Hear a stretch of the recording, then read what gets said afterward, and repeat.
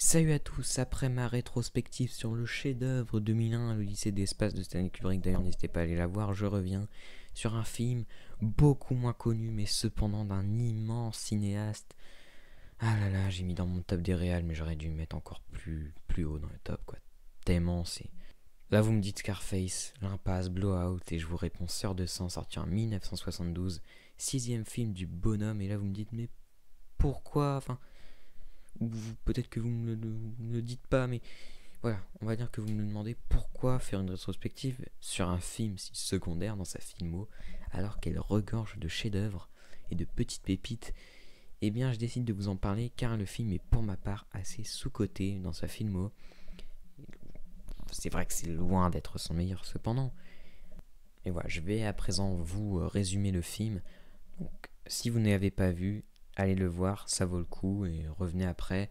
Peut-être qu'il y aura un timecode pour pouvoir directement passer à l'étape après résumé.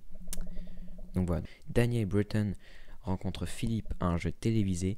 Philippe gagne 2 invitations pour African Room, un restaurant, et emmène Daniel avec lui. On y rencontre son mari, plus exactement son ex-mari, Émile, qui l'espionne tout le temps. Il va se faire jeter du restaurant parce qu'il casse un petit peu les couilles à Philippe et Daniel. Puis Philippe accompagne Daniel chez elle et une fois arrivé, il va retrouver encore cet enfoiré d'Émile devant l'appartement, voilà, parce qu'il sait qu'il est là et il attend s'il se passe quelque chose. C'est clairement le gain du corps de Daniel, on va dire. Donc Philippe va faire croire qu'il part pour s'en débarrasser, pour ensuite aller faire crac-crac avec elle, jouer au Scrabble, on va dire. Mais on va s'apercevoir que Daniel a été un petit comme tailladé. Voilà, petit détail. Ouais, on le sait, Brian De Palma, c'est rare qu'il laisse des choses au hasard. Donc il faut faire attention à ce petit détail. Le lendemain, Philippe entend Daniel et sa sœur jumelle, Dominique, se disputer.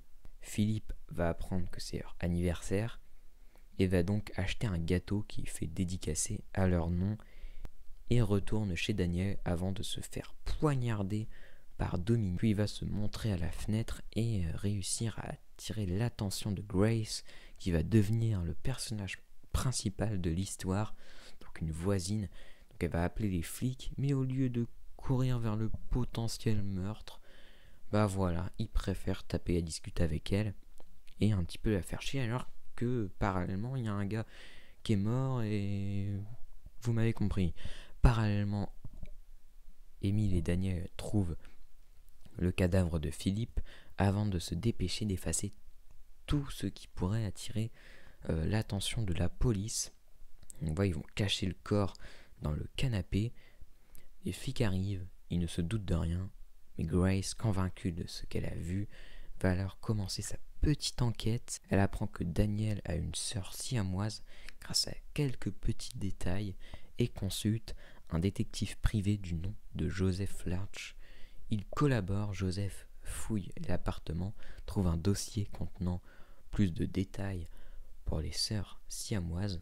Voilà, en déplaçant le canapé, voilà, il va le trouver un petit peu lourd, mais il va pas avoir le temps de l'ouvrir, voilà, pour voir, pour confirmer ses doutes.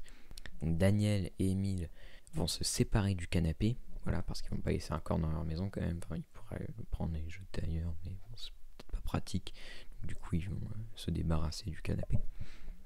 Voilà, petite séquence ASMR. Puis Joseph et Grace décident de se séparer. Joseph suit le camion pour avoir la preuve que le corps est bien dans le canapé, puis Grace cherche des infos sur les sœurs. Mais elle apprend que Daniel a bel et bien une sœur, mais celle-ci est morte suite à la séparation. Et là tu te dis, what the fuck. Grace suit Daniel et Émile dans un centre pour malades, on va dire ça, et se fait endormir par Émile après être tombé dans un piège, en gros. Émile l'hypnotise pour effacer ce qu'elle sait du meurtre. Voilà, je vulgarise. Puis après une série de cauchemars malsains et très chelous qui ne font qu'affirmer que Émile est un gros enfoiré de...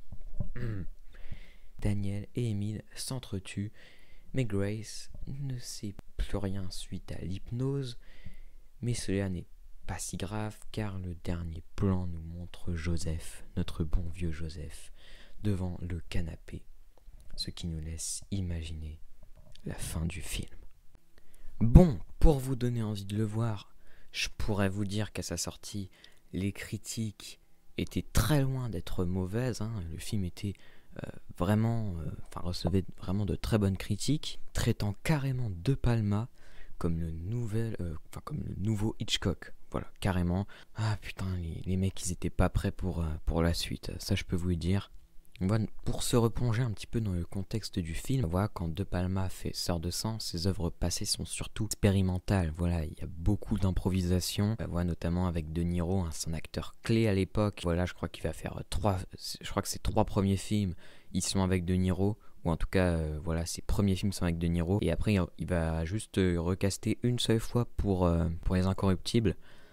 En fait, il a passé les mains à Scorsese, on va dire ça comme ça. Et voilà, d'ailleurs, De Niro, on le connaît, c'est un gars qui est juste incroyable pour le domaine des interprétations.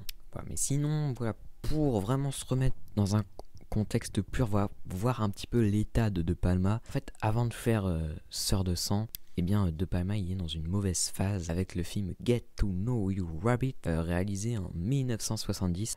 Voilà, parce qu'il n'avait pas de... Enfin, il y avait quasiment aucun contrôle sur son projet, voilà, il s'entendait pas du tout avec les producteurs. Donc suite à ça, 3 ans se passent sans rien, voilà, De Palma il est au chômage. Bon, il fait pas rien non plus vu qu'il est en train de préparer un projet, voilà, il écrit un scénario, d'ailleurs très personnel, autour des sœurs siamoises et de meurtre. Donc voilà, il y avait eu une affaire de sœurs siamoises et de meurtre, il s'en inspire et voilà, il écrit un scénario. Puis par chance, il va rencontrer un producteur, Edward Pressman, donc voilà, qui va lui donner l'occasion de réaliser son script.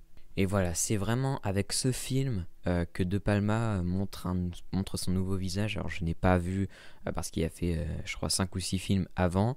J'en ai vu qu'un seul, mais je sais que c'est... J'ai vu Greetings, je sais que c'est beaucoup d'œuvres expérimentales qui ont peut-être des liens avec Sœur de sang. Mais Sœur de sang, c'est avec ce film qu'il va commencer à créer son style, j'imagine. En tout cas avec des histoires d'enquête. Et voilà, comme on peut retrouver dans Blowout, Pulsion et plein d'autres de ses films d'ailleurs. Mais voilà, il montre un nouveau visage, voilà de quoi il est capable. Alors pas forcément de faire un pur film d'horreur, parce qu'il fait pas vraiment de pur film d'horreur dans sa carrière, mais d'allier cela avec le côté enquête, et moi c'est ce que je kiffe, quoi. Il y a beaucoup d'horreur dans ce film, notamment avec des séquences un peu en flashback, où tu vas voir le cas des sœurs siamoises et tout, ça fait très horrifique, je trouve, ça te met très très malsain aussi, ça fonctionne réellement. Voilà, au niveau du meurtre, qui marche extrêmement bien, enfin il y a une ambiance horrifique, et voilà, c'est un film qui a beaucoup d'éléments, voilà, qui le rapproche de ses petits frères, voilà, comme au niveau de l'enquête, voilà, plutôt la situation dont les personnages s'y retrouvent. Ici, ça va être la femme, on va avoir un changement de personnage principal, je vais y revenir.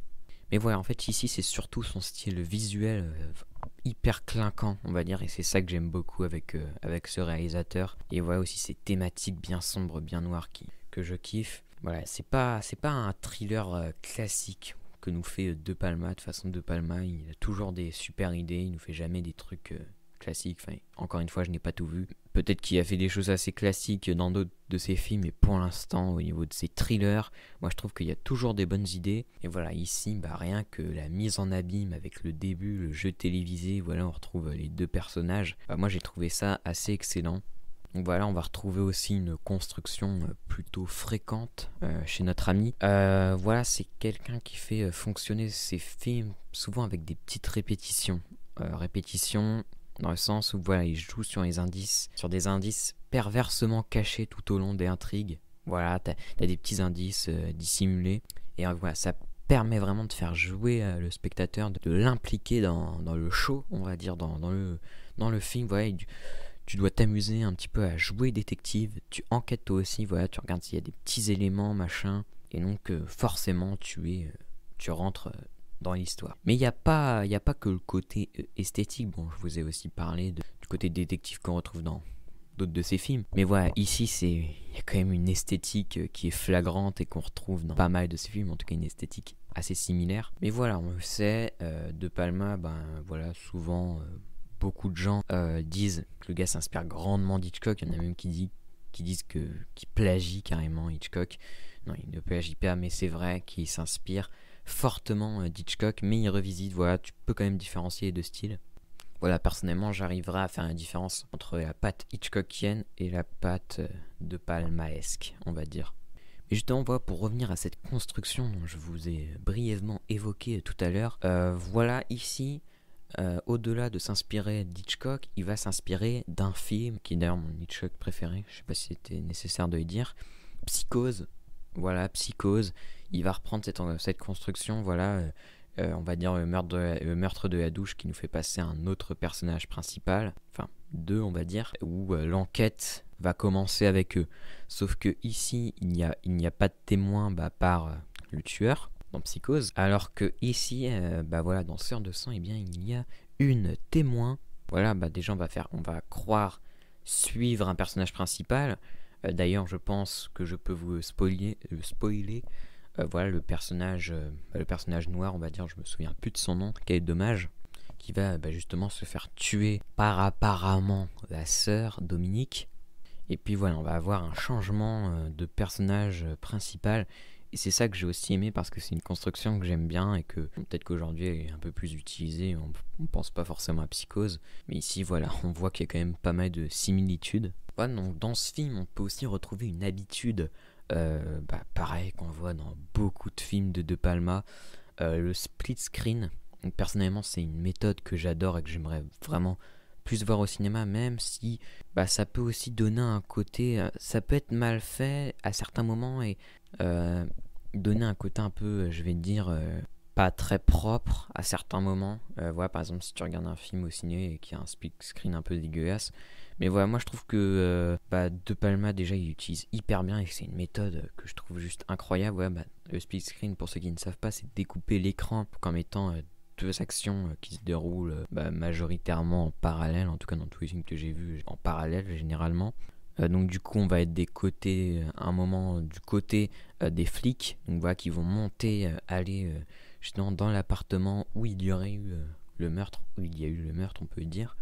Et de l'autre côté, le gars qui se barre, donc le mari de la femme dont sa sœur a tué, la femme de la sœur, la sœur de la femme aurait tué justement cet homme. Et donc tu vois les deux scènes opposées, il y a une tension qui se crée, mais pour moi ça intensifie très très grandement la tension à ce niveau-là, donc une super méthode. Et en plus, il y a une fluidité, voilà, le montage, il est juste excellent, et voilà, le monteur il arrive vraiment à donner une fluidité à cela. Mais voilà, et là déjà avec pas mal de gimmicks qu'on peut retrouver dans ces films, ce ne sont pas les seuls, et je vais même pas tous les dire dans cette vidéo parce que déjà je suis pas un expert et ça prendrait peut-être trop de temps, on va dire, même si on s'en fout, me direz-vous. Mais voilà, on peut souligner la présence d'humour noir, on va dire, de grand guignolesque, le moment où justement t'as le mari, qui d'ailleurs le mari, un acteur qui joue dans beaucoup de films de De Palma, c'est le gars qui joue le fantôme dans Phantom of the Paradise. Voilà, c'est un acteur, moi j'ai l'impression que j'ai vu que dans des films de De Palma, c'est simple. Mais voilà, à un moment il va tomber en transportant le corps du mort.